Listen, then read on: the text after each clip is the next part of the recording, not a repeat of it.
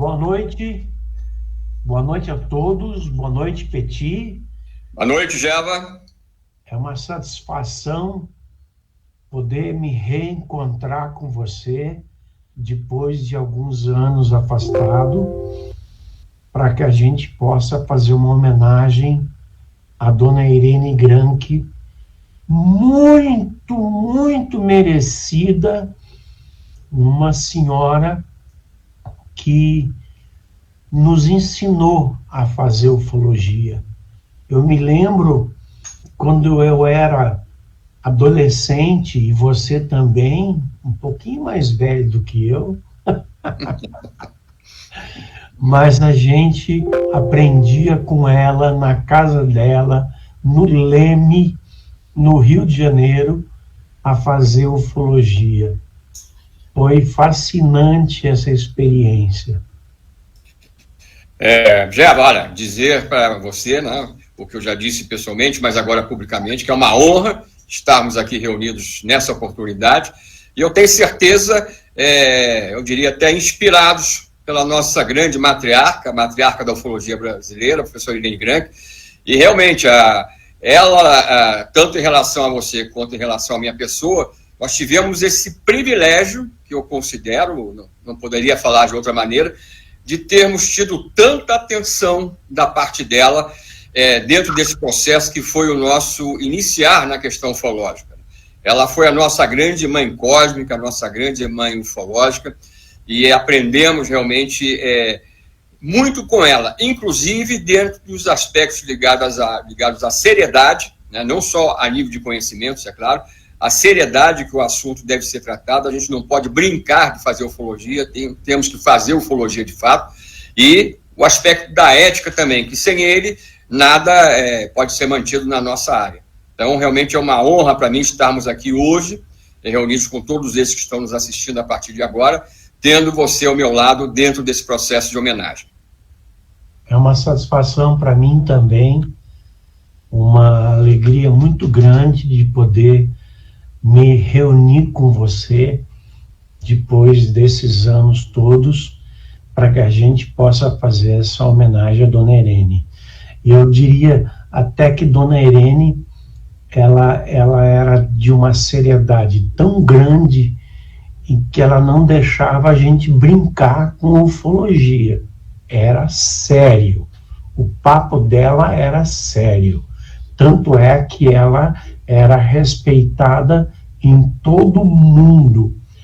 Por onde eu tenha andado nesses países todos, sempre alguém me perguntava: e Dona Irene Granke, como vai? Está bem? Está viva? Está firme?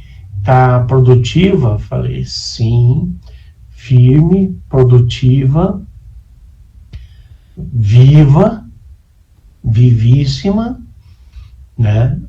Eu acho que ela viveu os seus últimos anos até o último minuto, quando finalmente, infelizmente, ela veio a falecer. E, curiosamente, junto dela, 2 ou 3 dias depois, veio a falecer o Vítor Soares, outro grande patriarca da ufologia brasileira. Nós devemos muito a eles, muito. Com certeza, Geva, com certeza. Eu me lembro que ainda um pouco mais do que adolescente, quando eu vislumbrei o primeiro momento de ter um contato direto com ela, eu já acompanhava através de programas de televisão, através das publicações da época. Eu me lembro o quanto eu nervoso fiquei naqueles momentos que antecederam a primeira ida lá, justamente para o apartamento que você fez menção, né, do Leme, naquela época, para encontrá-la pela primeira vez. E agora, isso, na verdade, aconteceu, né, veio acontecer só depois que eu fiz a minha primeira palestra pública, em 79, no primeiro Encontro Nacional de Teses Ufológicas na cidade do Rio de Janeiro, onde eu apresentei uma tese junto com outras 6 previamente selecionadas do Brasil inteiro, e que nós tivemos, né, você conhece essa história bem também, nós tivemos, e você também teve uma interação também grande, profunda, ou seja, como nós conversamos até há anos atrás sobre isso, nós temos grandes amigos aí, ufólogos na atualidade, que acompanham o nosso trabalho e participam em geral, né? Mas eles não tiveram essa condição que nós dois, né, no passado remoto, realmente, de termos essa interação. No meu caso, logo depois que eu terminei a minha primeira palestra, eu tive um contato com ela e ela me convidou justamente para a primeira reunião, na época da Apex Rio, antes que ela fundasse o CIS, né? A Apex Rio era uma espécie de sede, né? De segunda sede do grupo criado aqui onde eu estou hoje, na cidade de São Paulo, pelo Max Berezovski, né? Um outro grande ufólogo aí da história da nossa ufologia.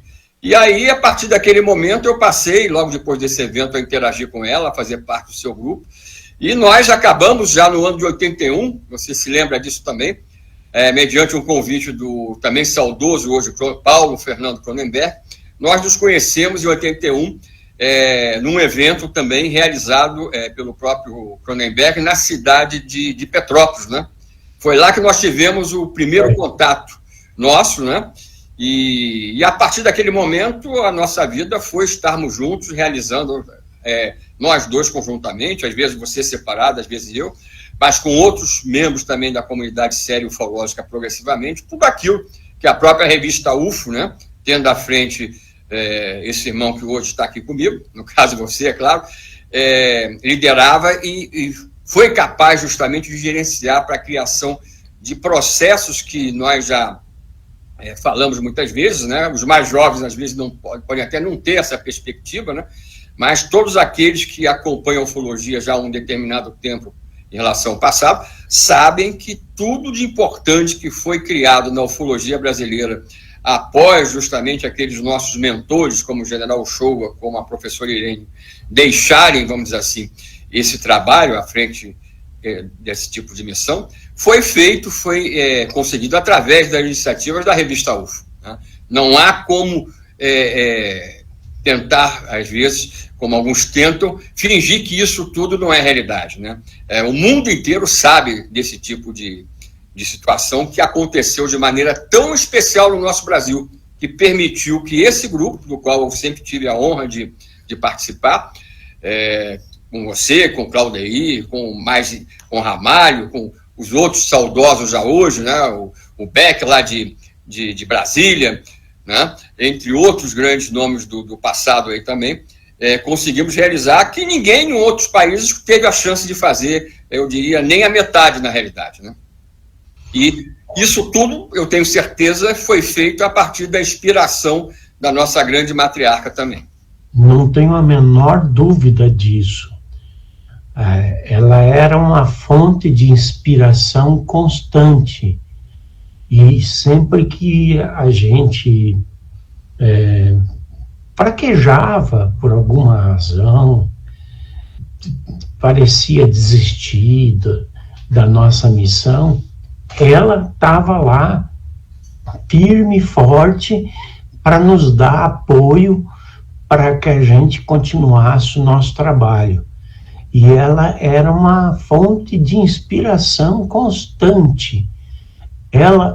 Eu costumo dizer que a dona Irene Granke, ela subia morros no Rio de Janeiro com gravadores de 5, 6 quilos. Naquela época não havia gravadores mais leves, para pesquisar ocorrências, para entrevistar pessoas e fazer o trabalho dela. E esse trabalho dela foi difundido mundialmente. Ela teve uma quantidade enorme de artigos publicados em revistas internacionais, muitas das quais nós temos acesso hoje pela internet, e é algo realmente único na nossa vida. Nós tivemos a nossa iniciação ufológica, entre aspas, não sexual, mas a nossa iniciação ufológica a partir da dona Irene Granke, que era uma matriarca, não só da gente, mas de muitos ufólogos. Muitos não aproveitaram e se perderam no caminho, mas nós aproveitamos. Nós aproveitamos e seguimos a trilha que ela nos deixou, que era uma trilha extremamente salutar na área ufológica. Geva, eu estava me recordando agora, um detalhe para que a gente veja justamente essas pessoas que estão nos acompanhando hoje, principalmente os mais jovens, né? A dona Irene, estive conversando com a Chica, né, que está nos acompanhando com toda certeza agora, a Chica Granke, né, um dos filhos, dos dois filhos da própria professora Irene Granke, e a gente estava falando do primeiro avistamento dela, e esse primeiro avistamento que mudou da água para o vinho a própria vida da nossa professora, vamos colocar com muita honra dessa maneira, aconteceu quando? Aconteceu no mês de julho de 1947. Poucos dias depois, o Kenneth Arnold, aquele piloto, teve o avistamento daqueles vários objetos dos Estados Unidos durante um voo, ele em seu avião, que se tornou o marco do início depois da chamada Era Moderna dos Discadores. Então, até nesse aspecto, a dona Irene, para que a gente veja que era como se a vida dela tivesse sido plantada em determinado momento, para que a partir dela fosse conseguido e tanta coisa disseminada em termos mundiais. Ela teve o primeiro avistamento que a marcou profundamente, justamente em julho de 47, poucos dias depois, justamente da data que é hoje considerada oficial da Era Moderna dos Discadores, que é a data do dia 24 de junho, como nós sabemos, né? E logo depois nós tivemos o caso Roswell também. Foi o caso Roswell, o caso de Kenneth Arnold e a dona Irene Granke tendo aquele avistamento a partir da cidade, de um sítio no município de Vassouros. Em Vassouras, não foi? Justamente, em Vassouras. E a Chica, ela esteve me falando, agora há poucos dias, que uma das coisas que até hoje ela não consegue entender é como ela, Chica, com pouquíssimo tempo de idade ainda, não vou dizer recém-nascida, mas não tinha, na verdade, uma idade ainda para que a gente julgasse normal ela se recordar. Ela me disse agora, mais uma vez, esses dias, o quê? Que ela guarda perfeitamente na memória aquele ambiente, aquela situação em meio ao próprio avistamento da dona Irene naquele dia de julho de 47, de maneira surpreendente, né? E a partir dali, como você sabe, né, você ouviu essa história pessoalmente também da própria, né, com certeza, ela teve aquela percepção na mente dela que ela não iria descansar até o dia que entendesse aquilo tudo que existia por trás daquilo que ela estava observando, aquele objeto discoidal, metálico, em pleno dia, que ela avistou justamente a partir do sítio lá em Vassouras. E aí, a partir daí, a vida dela toda mudou realmente drasticamente, né? E não há como reconhecer que, se hoje existe ufologia no Brasil, em grande parte, por causa desse tipo de processo que nós vivemos a partir dela própria, né? Sim, sem dúvida, sem dúvida. A dona Irene teve um insight a partir daquele avistamento ufológico em Vassouras, nos anos 50, você falou?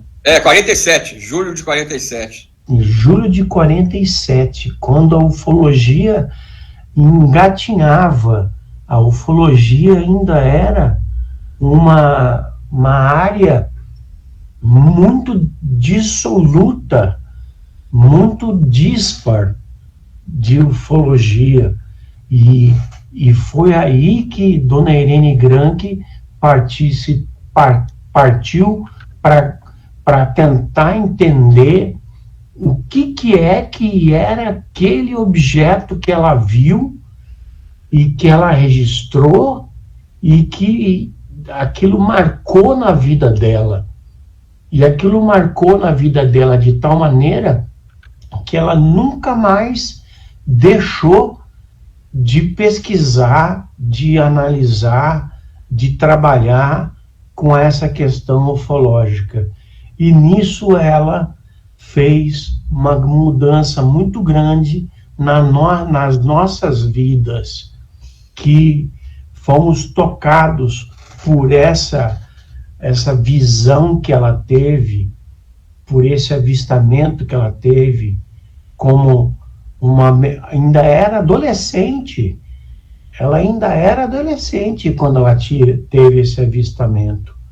E isso mudou completamente a vida dela e a de muitas pessoas. Muitas pessoas passaram, Peti. Nós ficamos. Eu e você somos, eu diria, os guardiões da memória da dona Irene Granke, enquanto tantos simplesmente passaram, porque não tiveram tocados os seus corações com a nobreza com que nós tivemos a oportunidade de ser tocados na nossa trajetória ufológica. Isso,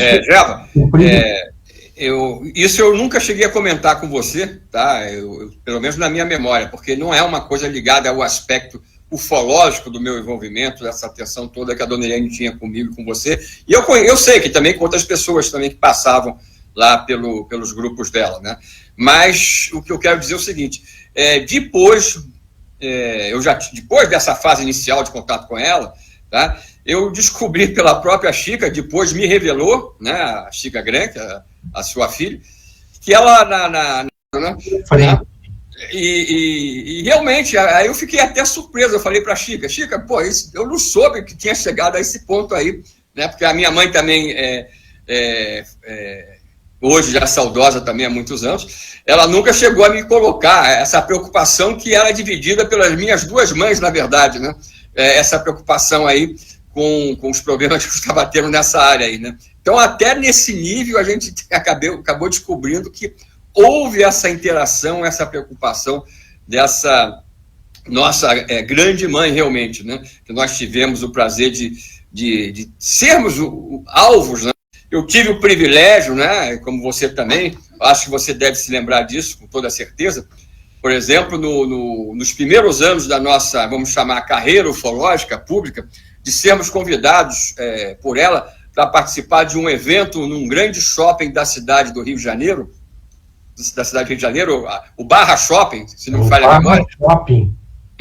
Justamente que ela tinha sido convidada pela firma, né, a empresa do Daniel Azulay, publicitário, né? E foi feito um grande evento com exposição pública e palestras de todos nós, a convite da professora Irene Granke, mais uma vez, dividindo com, vamos dizer assim, conosco, com nós dois, por exemplo, e outros convidados, né?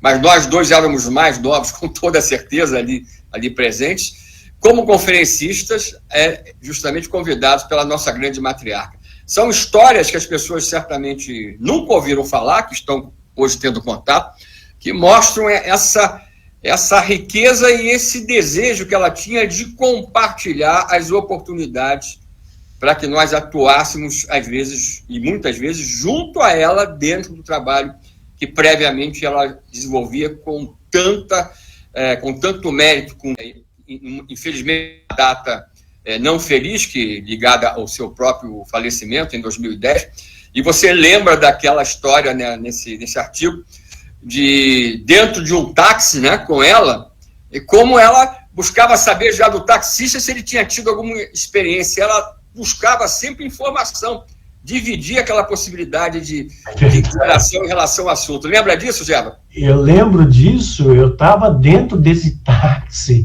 Então, aí eu falei para o taxista, olha, o senhor está transportando uma das maiores ufólogas do mundo.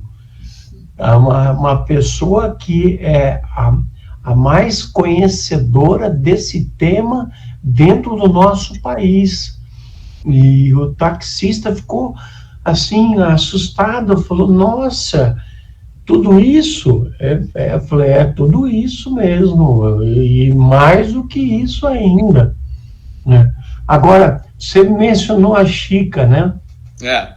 A Chica, como filha da Dona Irene, ela também teve experiências de abdução. Bem lembrado, bem lembrado. Ela também teve experiências de abdução. Ela reluta em tratar desse assunto, mas ela várias vezes abertamente falou das experiências que ela teve de abdução, como é o caso muito típico de filhos de pessoas que são tão conhecidas na ufologia, que são tão respeitadas na ufologia, que são tão inspiradoras na ufologia. Ela teve experiências de abdução. Gema, eu me lembro, inclusive, que ela chegou a fazer uma regressão via hipnose com o hoje também saudoso, o pioneiro norte-americano nessa área, o próprio Buddy Hopkins. Ela teve esse contato com o próprio Buddy Hopkins, e uma das regressões que ela fez, em que veio a experiência de contato, foi justamente através do grande Buddy Hopkins também. Olha, veja você, como o mundo é pequeno, né? As pessoas estão interligadas, né? Eu não tenho dúvida de que meus filhos e os seus passarão por experiências de abdução em algum momento de suas vidas, porque é natural, é uma coisa que se atrai, entende? Você, como um grande ufólogo, né? Teus filhos vão acabar passando por essa experiência. E isso vai acontecer. Os meus filhos já passaram, né? Eu já tive, o Daniel teve uma experiência de abdução, assim como o Pedro, eu suspeito, o Pedro é o meu menor, de 17 anos,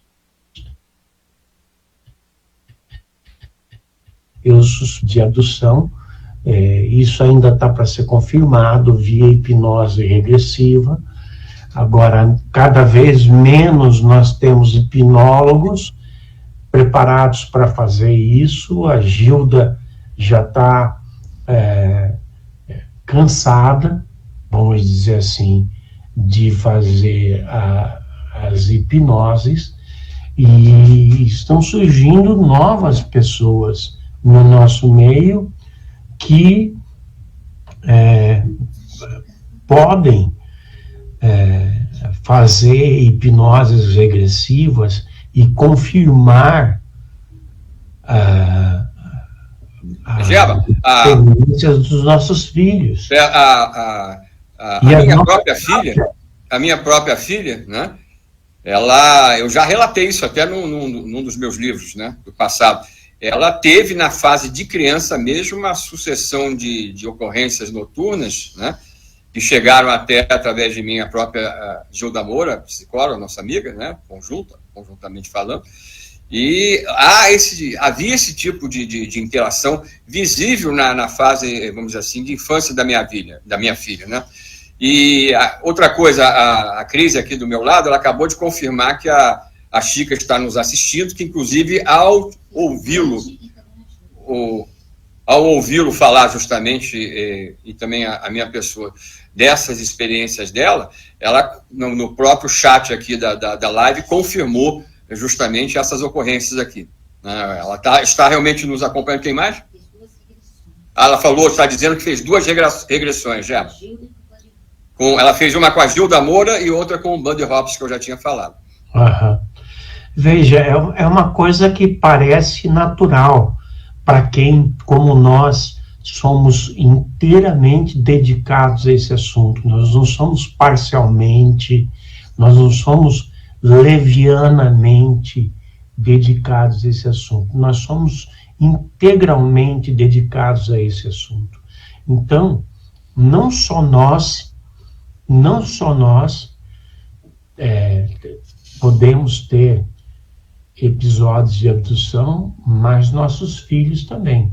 Eu já tive um episódio de abdução e talvez 2 confirmados pela Gilda Moura, em 2 circunstâncias diferentes, no começo da minha vida ufológica, no final dos anos 80, e outra no começo dos anos 90.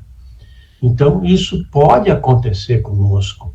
É uma coisa natural que essas entidades, esses seres, inclusive era uma coisa que Dona Irene falava, esses seres, eles têm interesse em saber por que da nossa paixão por esse tema, por que do nosso interesse por esse tema, por que da nossa fixação por esse tema. Então, nós temos que estar atentos, porque nossos filhos, assim como nós, podemos ser parte de processos de experiências de abdução.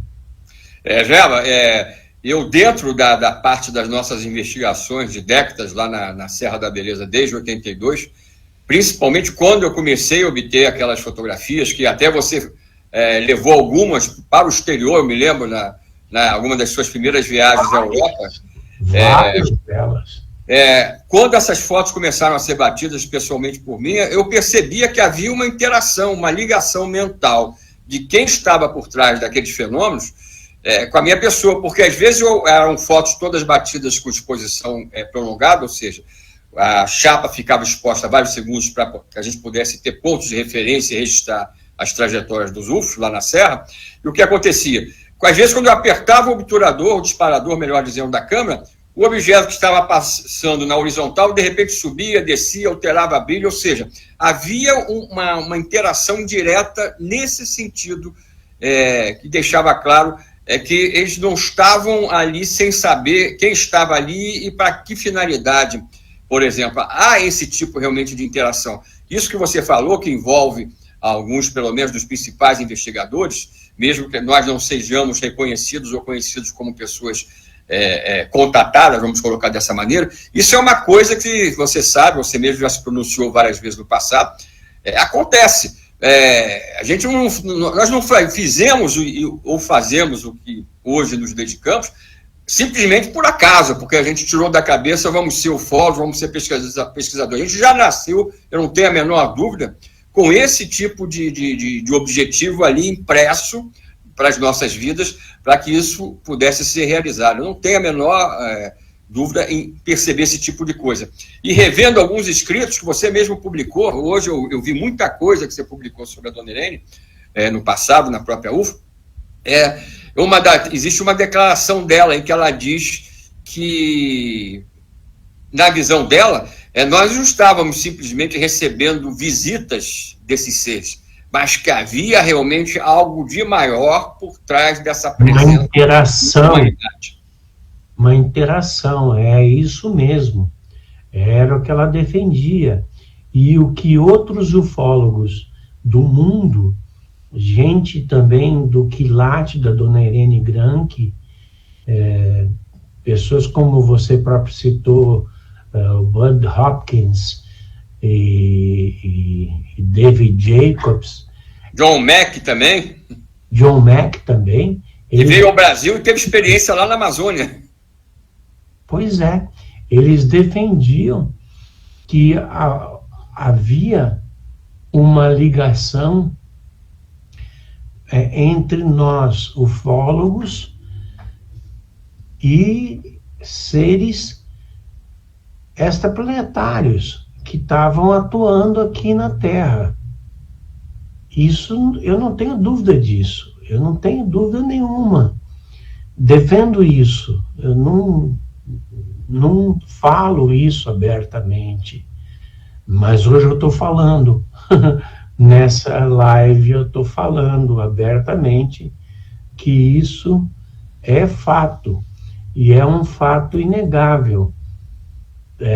E eu tenho constatado, através das minhas viagens e entrevistas com outros ufólogos do exterior, que eles compartilham da nossa opinião, que eles, inclusive, admitem que já tiveram experiências de abdução, experiências... O termo abdução, aqui, ele fica muito restrito. São experiências extracorpóreas entre humanos e extraterrestres. Seja extracorpóreas nossas e eles, coisa absurda que circulava e que tomava corpo, porque as pessoas hoje que frequentam as redes sociais têm muito pouco discernimento do que pode e do que não pode ser. E tem pouca gente hoje na ufologia brasileira dizendo o que pode e o que não pode ser. Infelizmente, a ufologia decresceu. A nossa época de ufologia era uma época sólida. Nós pesquisávamos casos, nós íamos a campo, nós pesquisávamos ocorrências, conversávamos com testemunhas, coletávamos informações. Isso não existe mais. Angélica, eu diria até que há uma boa diferença. É claro que o que eu vou falar agora não atinge, entre aspas, a todos os membros da comunidade ufológica brasileira, por exemplo. Mas eu me recordo, eu vou até citar aqui um exemplo do grande Claudeir Covo, co-editor da revista UFO. Né, Nossa, né, grande Claudeir. O que acontecia no passado? No passado, nós dois e outros membros da mesma idade da nossa, naquela época, que surgíamos na ufologia publicamente falando, nós tivemos essa oportunidade de perceber que havia um aprendizado a ser realizado progressivamente dentro da nossa própria investigação. A gente aprendia com a Nona Helene Grank inicialmente e com a própria experiência progressiva. Hoje em dia, na verdade, isso não é só hoje em dia, mas de anos para cá, eu percebi que pessoas que eu conheci, que eu até dei apoio no passado, convidando para palestras, convidando para até indiquei para programas de rádio, de TV, por exemplo, simplesmente não conseguiram aprender nada. Hoje tem o mesmo conhecimento ou falta de conhecimento do passado. Por quê? Porque acham que para fazer ufologia simplesmente basta subir uma montanha com binóculo e ficar olhando o céu. E que isso dá a experiência suficiente para definir a validade dos casos, aquilo que está sendo observado, ou coisa parecida. Então, é um chamamento, aquilo que você acabou de fazer realmente, para esse tipo de realidade. A gente não pode simplesmente ver o tempo passar. E por que eu citei o Claudeir? Eu já ia passando a bola para você, e sem citar um exemplo, né, daquilo que ele fez. O Claudeir, exímio, como infelizmente muitos na atualidade mais novos não sabem, mas analista de imagens de UFOs, vídeos e filmes do passado. Pioneiro nessa área, técnico inclusive, com todas as letras. E eu me lembro como se fosse hoje. Eu, por exemplo, eu sempre mexi com astronomia desde criança. Era um outro tipo de amor que eu tinha, que a ufologia fez parte disso consequentemente. Mas o Claudeir, eu me lembro uma época que ele, na primeira oportunidade que teve, ele como morador da cidade aqui de São Paulo, onde eu estou hoje fazendo essa live, ele me disse mesmo: olha, eu estou indo fazer um curso de astronomia no planetário. Por quê? Ele queria aprender mais de uma área que ele ainda não tinha tido muito contato, que ficou na frente dele essa possibilidade, ele foi fazer um curso de astronomia. Agora eu pergunto, quais os pesquisadores nossos hoje que se intitulam de campo, por exemplo, que vão para olhar o céu, conhecem alguma coisa realmente praticamente dessa área? Quase nenhum. Então, ou seja, o que acontece? Quando eles veem alguma coisa que é não identificada, essa coisa não identificada, na verdade, é definida como não identificada, seja numa foto, num filme, ou simplesmente vendo, devido à limitação de conhecimento que eles têm. Porque aquilo que pode ser não identificado para eles, para nós dois é identificado, para o Tony é identificado, se fosse o Claudeir, era identificado, como uma coisa que, na verdade, era um erro de interpretação, era Vênus, era Júpiter, era um avião vindo com os faróis ligados na nossa direção. Então, é um chamamento, essa oportunidade, que a gente está lembrando a importância da Dona Irene, da seriedade da pesquisa, a gente está tendo a oportunidade de fazer hoje. A gente não é dono da verdade de nada, mas procurem aqueles, principalmente, que estão começando hoje na ufologia, a verificar o histórico. Isso é importante, verificar o histórico de quem apresenta documentação para vocês. O histórico. A gente não pode admitir que uma pessoa que surge hoje está em condições de aferir a validade de uma imagem que ele próprio acabou de fazer. Não é assim que funciona. Quando eu costumo dizer que eu tenho 40 anos ou um pouco mais de ufologia documentada, e você está, apesar de ser, como você falou, 3 anos ou 4 mais velhos que eu, brincando um pouco, você é mais novo, né? Tá certo? A tua história está documentada, Gerva, no Brasil e no exterior. A do Claudeir, mesmo do outro lado da vida hoje, está documentada e pode ser achada. Né? Imagine a da professora Irene Grande, pode ser achada do mesmo jeito, o General Shoa. Então, hoje em dia, a gente vive um fenômeno surreal em que as pessoas surgem assim, sem nenhum histórico, como existe a internet, daqui a pouco cria uma falsa história, uma falsa imagem, e aquilo ali você vai ver, daqui a pouco tem 100 mil pessoas vendo, pô. Naquela época do passado, como é que você se tornava conhecido aqui no país, Gerva? Era participando do Fantástico, era dando entrevistas para os principais jornais do país, etc, etc. Comigo a mesma coisa, Globo Repórter, a gente fez... Era uma grande dificuldade. Ou seja, só quem ganhava visibilidade, para você ganhar visibilidade, você tinha que ter algum tipo de lastro de seriedade para mostrar, senão você não tinha voz em lugar nenhum. Hoje não, acontece esse fenômeno da internet aí, não é que eu seja contra a internet, mas aquilo que às vezes as pessoas não percebem que acontece através dela, né? Então, hoje você vê pessoas completamente alucinadas, falando qualquer tipo de bobagem, tendo 100 mil seguidores, 150 mil seguidores. É um absurdo, cara, é um absurdo. Mas isso é algo que não tem reversão, eu acho. Não tem jeito. Não tem como trazer de volta, entende? Então, o que a gente procura fazer? Eventos com pessoas qualificadas, né, do Brasil, do exterior, produzir revistas qualificadas, com bom conteúdo infográfico, e, enfim, buscar lutar pelo aquilo que a gente acredita. Gerva, eu vou pedir para você falar uma coisa aí para as pessoas que estão nos ouvindo, que é extremamente importante agora.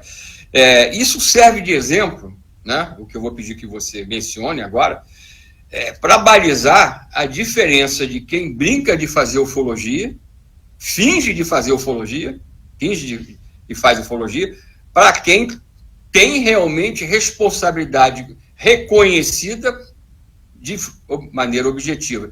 Vou fazer só uma pergunta para você agora, aí que você dê a resposta para todos que estão nos assistindo aqui. Até para informar do que vai acontecer dentro de poucos dias. Que revista e que ufólogos estão à frente, nesse momento, da audiência pública que vai haver sobre a realidade do fenômeno UFO, agora no Senado, lá em Brasília? e que você explique o que está para acontecer, para quem não sabe.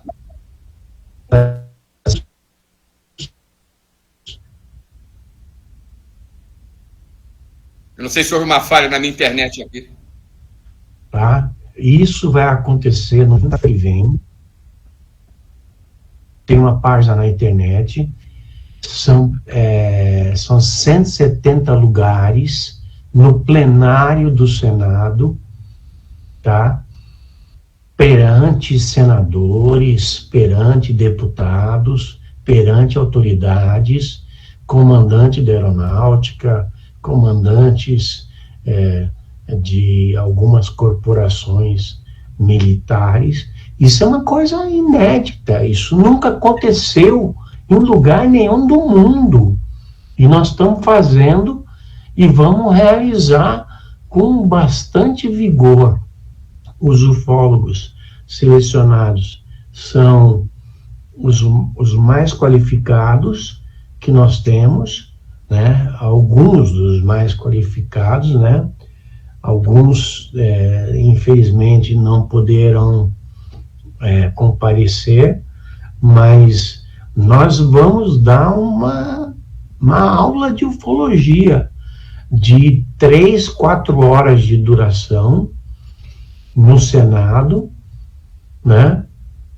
Informando sobre abduções, aterrissagens, agroglifos,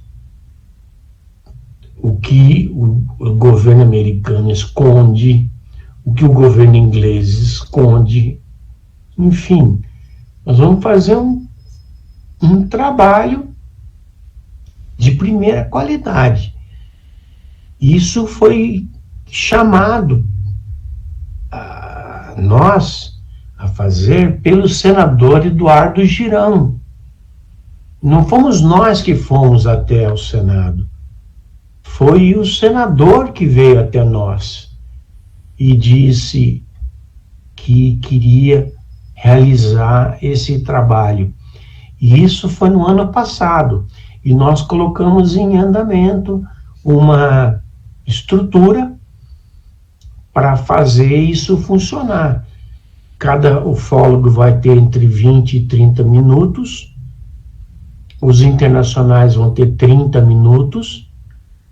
São 2 internacionais, o Gary Heseltine, detetive da Scotland Yard, e o comandante do exército americano, Bob Salas.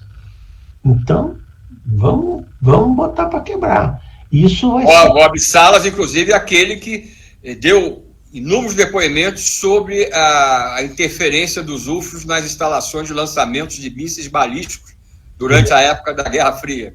Exatamente ele, que já veio ao Brasil, deu entrevistas aqui ao Wilson Pickler, entrevista que já tem mais de 100 mil visualizações, entende? Então vamos fazer um trabalho de primeira, um trabalho que mostra profissionalismo por parte dos ufólogos chamados, os que foram chamados, não podemos chamar todos, chamamos aí uns 8, 9 pesquisadores, entre eles os estrangeiros, e vamos fazer um trabalho no Senado Federal, pela primeira vez na história do mundo, que um Senado Federal abre as suas portas para discutir ufologia abertamente. Perfeito, né? Isso era importante, até que muita gente não está sabendo que vai acontecer isso dentro agora de poucos dias. E isso que vai acontecer só está acontecendo, evidentemente que houve a vontade e a percepção do senador que você citou, mas isso só acontece aqui no nosso país devido a esse histórico, com certeza, de tudo que já foi realizado de sério, que a gente tem que ir recuando no tempo, a gente vai se deparar com que figuras, né, responsáveis pelo princípio dessa luta, porque hoje em dia é muito fácil, entre aspas, falar de ufologia. Até porque hoje as pessoas até não são muito críticas, até para poderem separar o joio do trigo. Mas na época da professora Helene Granke, né, em que ela começou essa luta pela credibilidade da própria realidade do fenômeno UFO, era uma guerra mesmo. Não era... Guerra. Eu há 30 anos atrás, ainda na época como morador da cidade do Rio de Janeiro, professor Helene Granke foi professora de inglês durante não sei quantos anos, por exemplo, na cultura inglesa. Eu encontrei vários dos alunos e alunas da professora Helene Granke. Eu conversei outro dia com a Chica sobre isso mais uma vez, né? E essas pessoas falavam para mim mesmo que a dona Helene não deixava passar a oportunidade, né, quando, evidentemente, não ia interferir no ensino normal da própria língua, de trazer à tona esse assunto, também na área estudantil. Então, ela foi uma disseminadora dessa verdade num grau, num período de tempo, onde eu tenho certeza, independente dos outros grandes nomes que nós tivemos na ufologia, que alguns foram citados aqui por nós, inclusive hoje, mas eu não vejo, sinceramente, não quero menosprezar nenhum desses grandes nomes, cada um teve a sua importância grandiosa no passado da nossa ufologia, mas igual a professora Helene Granke, realmente eu não conheci ninguém que tivesse esse tipo de atuação massiva, fosse com motorista de táxi, como na ocasião que você foi testemunha, fosse para os alunos da cultura inglesa, aonde ela ia, ela fazia questão de deixar aberto aquela porta para que alguma informação, caso existisse, pudesse chegar até ela, e ela, inclusive, pudesse servir como uma fomentadora desse tipo de área de interesse, que aí foi realmente crescendo, né? Você foi testemunha disso, eu fui, e outros tantos também, né, Java? É isso aí, meu amigo. Bom, a nossa homenagem à dona Helene Granke será eterna. Nós, sempre que pudermos, vamos nos lembrar dela. Eu acho que hoje nós cumprimos com o nosso dever de falar dela às novas gerações da ufologia, que nunca ouviram falar dela, que nunca prestaram atenção nos nossos pioneiros. E assim eu acho que a gente pode concluir esse trabalho maravilhoso de ter homenageado dona Helene Granke, sua filha Chica Granke, sua neta. Hoje ela já tem bisnetos, né? Já tem bisnetos. Então é por aí, meu irmão. Fizemos o nosso trabalho, o que deveria ter sido feito antes, mas que nós fizemos agora. Nós estivemos juntos em vários momentos, né, em momentos cruciais da questão ufológica do nosso país, mas eu lembrei, e você também teve a mesma percepção, que nós nunca, conjuntamente, no mesmo momento, tínhamos homenageado a nossa grande matriarca, a nossa grande professora, e aquela pessoa que tanto nos inspirou e vai nos inspirar até o último momento das nossas vidas, em que nós estivermos levando à frente esse tipo de coisa que nasceu com ela de uma maneira tão especial naquele distante ano hoje, 47. Então, Jeff, eu gostaria de agradecer, dizer que foi uma honra, um privilégio hoje dividir esse espaço com essa finalidade, e estamos aqui sempre para relembrar não só o nome da professora Helene Granke, mas de outros tantos pesquisadores que são responsáveis e foram naqueles momentos, inclusive difíceis do passado, por trazer seriedade com tanta propriedade para essa questão da presença alienígena. Walter Willer, sim, Úvio Brande Aleixo, Vitor Soares, Reginaldo de Ataíde. Grande Reginaldo, né? Grande Reginaldo, né? Alberto Romero, tantos grandes pesquisadores. Eu me permito aqui ter falhado a memória de não citar todos. Flávio Pereira, Max Berezovsky, Willy Wirtz e tantos outros nomes que engrandeceram, que construíram a ufologia brasileira a partir de alicerces profundos, firmes e bem calcados no chão, nos quais nós podemos nos apoiar para aprender a fazer ufologia. Perfeito, Jepa. Olha, meu muito obrigado essa oportunidade. Eu vou estar amanhã também cuidando de compartilhar ao máximo essa live.